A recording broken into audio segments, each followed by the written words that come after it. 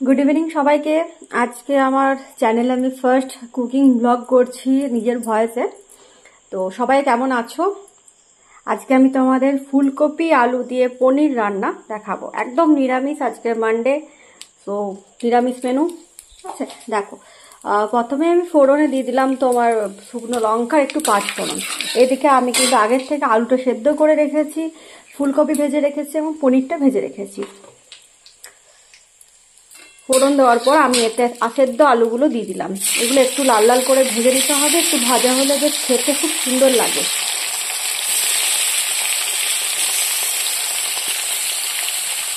আচ্ছা, ভাজতে ভাজতে কিন্তু আমি এতে দিয়ে দেবো একটু হলুদ,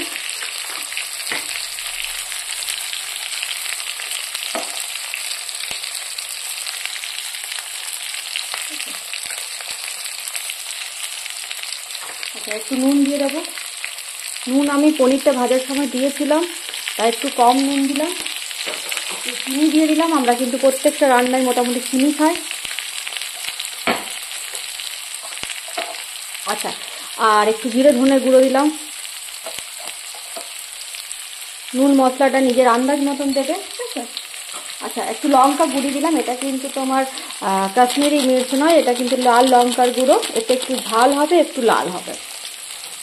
দিয়ে এর মধ্যে আমরা টমেটোটা দিয়ে দিলাম। জাস্ট হালকা পরিমাণ জল দেব, জল দিয়ে মশলাটা কষাতে হবে। এর মধ্যে ফুলকপি ভাজাগুলো দিয়ে দেবো, যাতে মশলাগুলো কিন্তু ফুলকপির মধ্যে ঢোকে। ভালো করে কষিয়ে নেব। দেখো, মশলাটা কষানো হয়ে গেছে, তেল ছেড়ে দিয়েছে। এর মধ্যে আমি এবার একটু জল দিয়ে দেবো। জল দিয়ে আমি একটু কিছুক্ষণ ঢাকা দিয়ে রেখে দেবো। একদম সিম্পল মেনু, খুব কম সময়ের মধ্যে, সিম্পল আইটেম, খুব কম সময়ের মধ্যে তোমরা কিন্তু এটা করে ফেলতে পারবে। দেখো, আমার রান্না মোটামুটি রেডি। এরপর আমি এর উপরে পনিরগুলো দিয়ে দেবো। পনিরগুলো দিয়ে আমি আর মোটামুটি 2-3 মিনিট ফুটিয়ে নামিয়ে দেবো। পনিরগুলো দিয়ে দিলাম, একটু নেড়ে ছেড়ে আমি 2 মিনিটের মতন ঢাকা দিয়ে রেখে দেবো। মনে হচ্ছে আমার রান্না হয়ে গেছে। চলো এবার খুলে দেখে নিই। হ্যাঁ, তাই রেডি। যেহেতু রুটি দিয়ে খাওয়া হবে, তাই একটু ঝোলটা কম থাকলেও অসুবিধা নেই। ভাত দিয়ে তোমরা যদি খাও একটু ঝোল রাখবে, অবশ্যই খুব ভালো লাগবে কিন্তু, ঠিক আছে। তো আমি গ্যাসটা অফ করে দিচ্ছি। নামানোর সময় উপর থেকে আমি একটু মেথি পাতা ছড়িয়ে দিচ্ছি। যে কোনো নিরামিষ রান্নায় উপর থেকে কিন্তু মেথি পাতা ছড়ালে খুব সুন্দর লাগে টেস্টটা। গন্ধটা যেটা ওঠে সেটাই খুব সুন্দর।